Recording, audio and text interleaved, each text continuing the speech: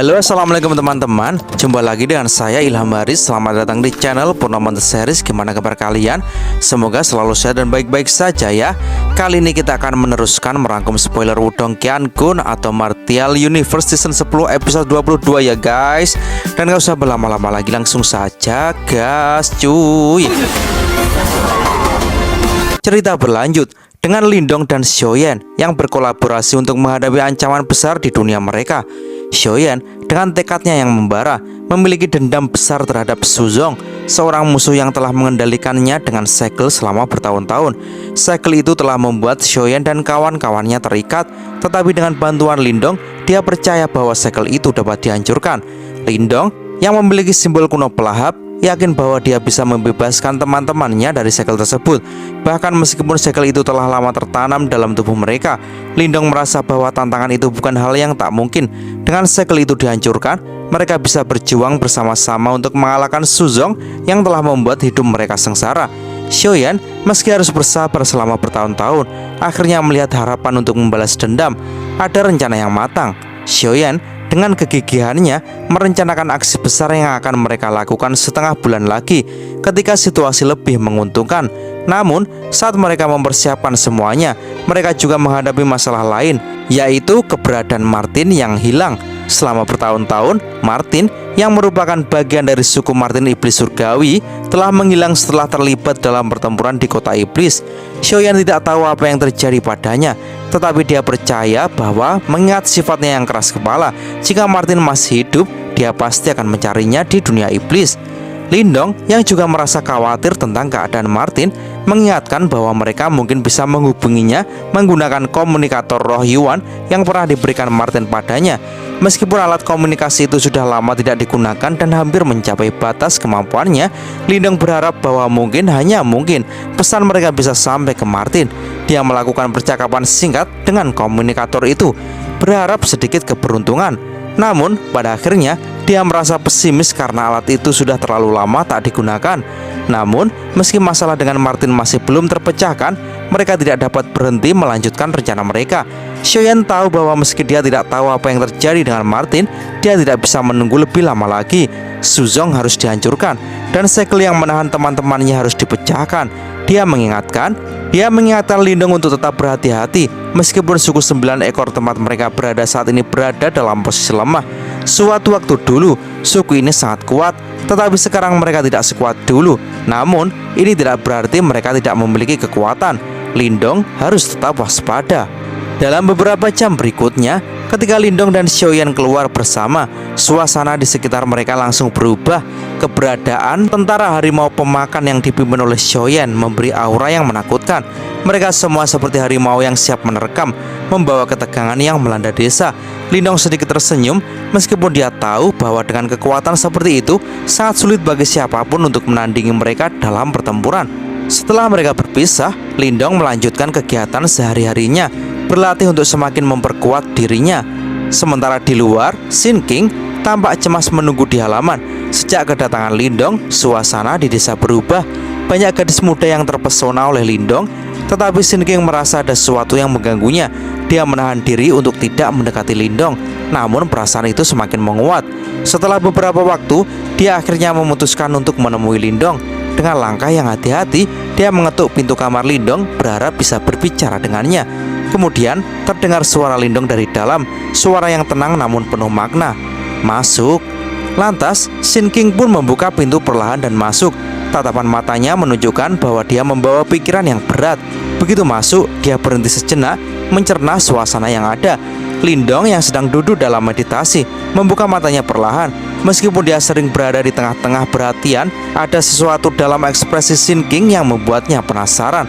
Oleh karena itu, Lindong mencoba bertanya dengan suara lembut dan perasaan yang ingin tahu. Xin King, ada apa? Xin King menggigit bibir kecilnya. Tangan yang tergenggam erat tampak sedikit gemetar. Air mata yang sudah menggenang di matanya mulai mengalir, namun dia tidak bisa mengucapkan kata-kata yang ingin disampaikan. Lindong tidak terburu-buru mendesaknya, membiarkan keheningan memenuhi ruangan, menunggu sampai Xin King merasa siap. Setelah beberapa menit yang terasa sangat lama, Xin King akhirnya berlutut di depan Lindong, suaranya bergetar. Tuan Lindong. Lindong menatap wanita muda itu dengan hati-hati, Tanpa berkata apa-apa dia mengangguk lalu bertanya dengan lembut, "Ibumu memintamu untuk datang kan?" Dengan lirih Shin King kemudian menjawab, "Ya." Sambil tersenyum kecil, Lindong bertanya lebih lanjut, "Apakah ibumu berharap kamu tetap di sini malam ini? Apa maksudnya? Apakah suku 9 ekor kalian berharap mendapat perlindungan dariku?" Shin King kemudian menundukkan kepala. Air mata terus mengalir di wajahnya sambil menjawab dengan suara pelan, "Saya tahu saya mengecewakan kakak Shin Lian dengan ini. Namun saya siap memberikan segalanya demi suku saya, bahkan jika itu berarti mengorbankan hidup saya atau tubuh saya sekalipun." Lindong mendengarkan dengan penuh perhatian. Hatinya merasakan berat beban yang dibawa oleh wanita muda itu. Shin King melanjutkan dengan suara gemetar, "Suku 9 ekor kami dulunya sangat kuat, namun sekarang kami hanya bayangan dari kejayaan masa lalu. Saya tidak pernah bermimpi mengembalikan kejayaan itu. Saya hanya ingin suku saya hidup dengan tenang, tanpa harus takut akan diambil dan diperlakukan semena-mena." Lindong pun mulai menarik nafas panjang. Perasaan sedih mengisi hatinya melihat betapa beratnya beban yang dipikul oleh wanita muda ini. Lalu dia berbicara dengan lembut, "Bibi Shin sepertinya ingin meletakkan beban kehormatan suku kalian di pundakmu. Itu memang terlalu berat untukmu."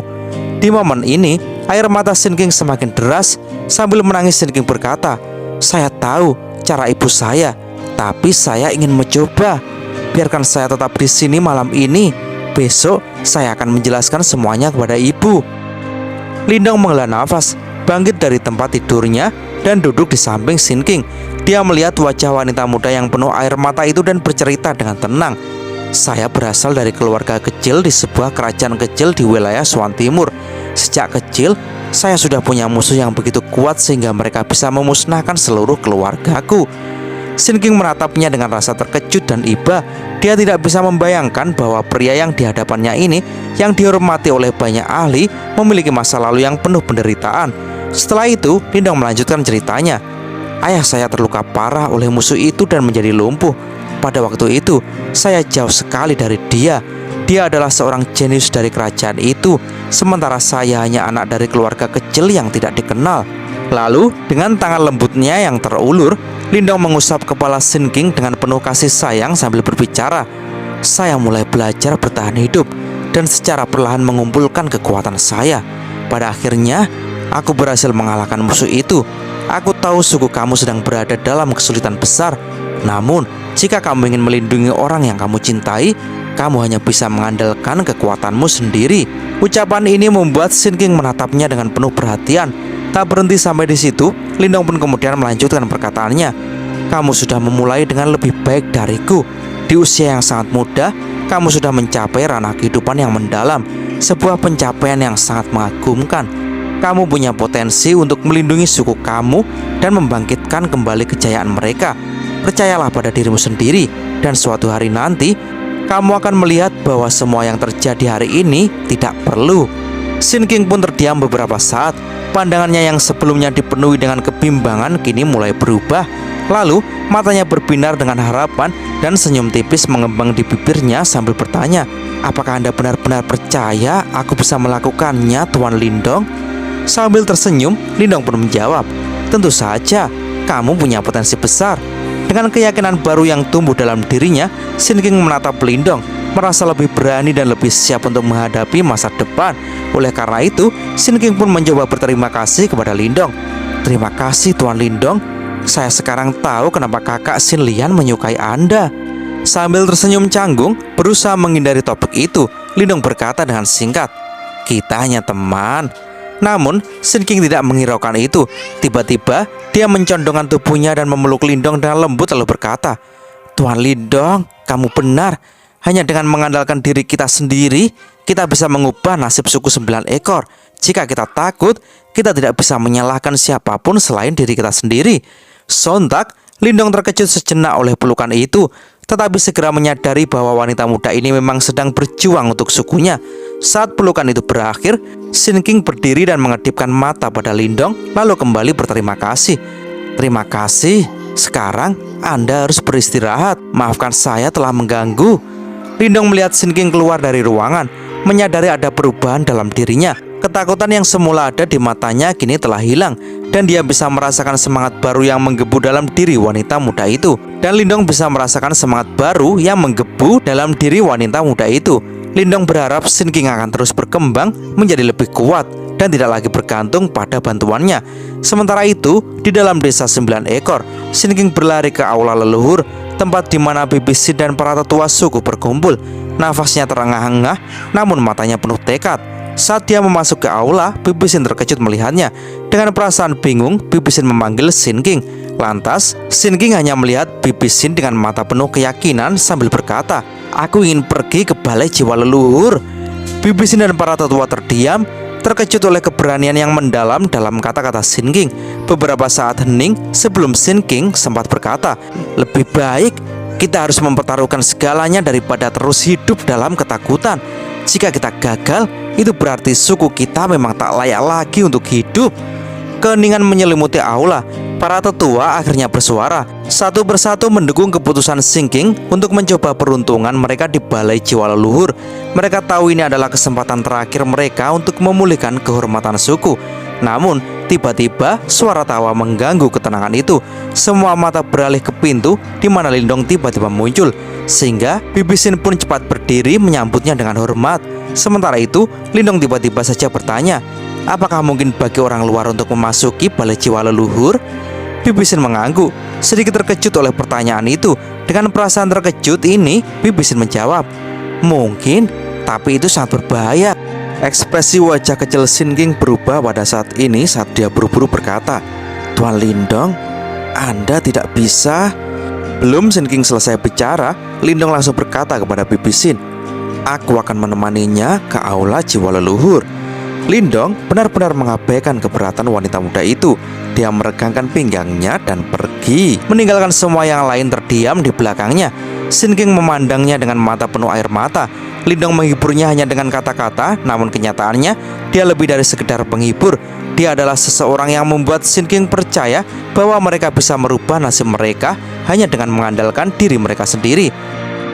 Saat ini, Lindong berdiri dengan matanya terfokus pada hamparan tanah kosong di desa 9 ekor yang terpencil. Suasana di sekitar desa terasa suram. Hampir semua anggota suku 9 ekor berkumpul di sana. Meski ada banyak orang, suasana hati mereka tampak berat, dipenuhi kesedihan dan keputusasaan. Itu bukan tanpa alasan, karena Bibi Shin telah memberitahu Lindong bahwa Shin King, pewaris suku 9 ekor, berniat untuk mencoba memasuki balai jiwa leluhur. Ketika informasi ini tersebar, tak ada satupun yang menentangnya. Beberapa wanita muda tampak sangat terpengaruh, tampaknya karena mereka merasakan bahwa harapan untuk suku mereka semakin tipis. Lindong yang memperhatikan dari kejauhan merasa tak berdaya melihat suasana ini. Dia mendalamkan perenungannya dan bertanya dalam hati, "Yan, apakah benar apa yang kamu katakan kemarin?" Malam sebelumnya, saat Lindong memutuskan untuk menemani Shin King menuju balai jiwa leluhur, Yan tiba-tiba muncul. Yan yang selama ini jarang muncul, memberikan informasi penting yang mengungkapkan rahasia-rahasia suku 9 ekor. Dengan suara tenang namun penuh bobot, Yan menjelaskan, dahulu kala, suku 9 ekor adalah penguasa yang sangat kuat di dunia binatang iblis. Pada masa itu, ada 3 ahli ranah reinkarnasi di suku mereka yang kekuatannya setara dengan 9 Phoenix, Kunpeng, dan suku penguasa lainnya. Mata Lindong membelahlah mendengar hal ini. 3 ahli ranah reinkarnasi, kekuatan seperti itu tentu saja menakutkan. Lalu, Yan kembali melanjutkan penjelasannya. Namun, saat bencana besar di dunia melanda, suku 9 ekor memutuskan untuk bergabung dengan pihak tuanku dalam perang dunia. Mereka memberi kontribusi besar, tetapi mereka juga menjadi sasaran utama Yimo. Selama pertempuran terakhir, rubah roh 9 ekor terakhir mengorbankan nyawanya untuk menyegel 3 raja Yimo. Ini adalah pengorbanan yang luar biasa besar. Namun setelahnya, suku 9 ekor tidak pernah benar-benar pulih. Sejak itu, mereka selalu terjerat dalam kesulitan. Mendengar penjelasan ini, Lindong pun mengerutkan kening dan berpikir keras sambil bergumam dalam hati. Mereka mengorbankan diri untuk melawan Yimo dan menyelamatkan dunia. Namun tidak ada yang tersisa untuk melanjutkan perjuangan itu. Yan lalu berkata, "Kamu harus pergi ke balai jiwa leluhur untuk mencari tahu lebih banyak tentang apa yang terjadi." Lindong merasakan ada sesuatu yang tidak biasa. "Apa ada yang kamu sembunyikan, Yan?" tanya Lindong dengan tajam. Yan pun tertawa pelan lalu menjawab, "Leluhur suku 9 ekor sangat mengagumi master pelahap di zaman kuno. Sebagai pewaris simbol kuno pelahap, Kamu mungkin dapat memperoleh beberapa manfaat dari hal ini. Seketika, Lindong terkejut dan bergumam dengan perasaan tak percaya. Jadi, Master Pelahap ini menarik perhatian leluhur mereka sampai seperti itu. Namun, ia juga merasakan ada sesuatu yang lebih dalam dari sekedar kisah penghormatan biasa. Dengan penuh keraguan, Lindong mencoba bertanya kepada Yan. Yang paling penting adalah, apakah kamu yakin Master Pelahap tidak mengecewakan leluhur mereka saat itu? Yan pun menjawab, romansa? Di tengah perang besar seperti itu, siapa yang masih memikirkan hal seperti itu? Setiap orang hanya berpikir untuk bertahan hidup dan melindungi yang mereka cintai. Lindong mengangguk, ia bisa mengerti maksud Yan. Namun, ketegangan yang ia rasakan tidak hilang begitu saja. Tak lama setelah itu, suara Bibi Sin memecah keheningan. Saudara Lindong berpaling dan melihat Bibi Sin bersama Sin King dan beberapa tetua suku 9 ekor yang sedang menatapnya. Mereka sudah siap untuk berangkat. Bibi Sin kemudian bertanya dengan perasaan khawatir, apakah kamu yakin dengan ini? Balai jiwa leluhur sangat berbahaya. Tidak ada yang berhasil keluar hidup-hidup setelah memasuki tempat itu. Lindong pun tersenyum dan menjawab dengan penuh keyakinan, Bibi Sin, tolong tunjukkan jalannya. Setelah itu, tanpa ragu, dia mengikuti Bibi Sin menuju kedalaman desa 9 ekor. Setengah jam kemudian, mereka sampai di reruntuhan kuno di dalam hutan yang lebat. Di tengah reruntuhan itu berdiri sebuah altar besar di mana patung perunggu rubah merah darah dengan 9 ekor terukir dengan indah. Meski tidak hidup, patung itu memancarkan aura yang mengerikan. Bibi Sin meletakkan patung perunggu itu di atas altar dan memanggil bola darah yang sangat kental. Di samping Lindong, Sin King pun mencoba menjelaskan, ini adalah darah dari semua anggota suku 9 ekor kita. Hanya dengan ini kita bisa membuka balai jiwa leluhur. Namun, setiap kali kita melakukannya, patung ini akan kehilangan sebagian besar energinya. Ini mungkin kesempatan terakhir kita, jelas Sin King di samping Lindong. Dengan sebuah gerakan tangan, Bibi Sin melepaskan bola darah ke dalam patung perunggu. Saat bola darah itu menyentuh patung, tiba-tiba patung itu bersinar dan suara lolongan panjang bergema di seluruh langit, mengubah atmosfer menjadi penuh energi. Cahaya darah itu kemudian berubah menjadi sebuah pintu besar yang terbuka, siap untuk membawa mereka ke dalam balai jiwa leluhur. Dengan suara yang berat, Bibi Sin berkata, silakan masuk, ini adalah balai jiwa leluhur. Lalu, Sin King mengulurkan tangan kecilnya pada Lindong sambil berkata, Tuan Lindong, Anda harus masuk bersama saya, atau Anda akan diusir. Saat ini, Lindong merasakan ketegangan di tubuh Sin King yang terasa dingin.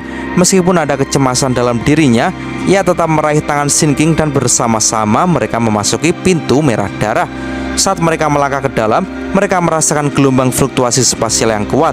Sebelum mereka menyadarinya, mereka sudah berada di dunia yang luas. Lautan merah darah yang tak terhingga membentang di depan mereka. Mereka berjalan di jalan setapak menuju alun-alun besar di ujungnya.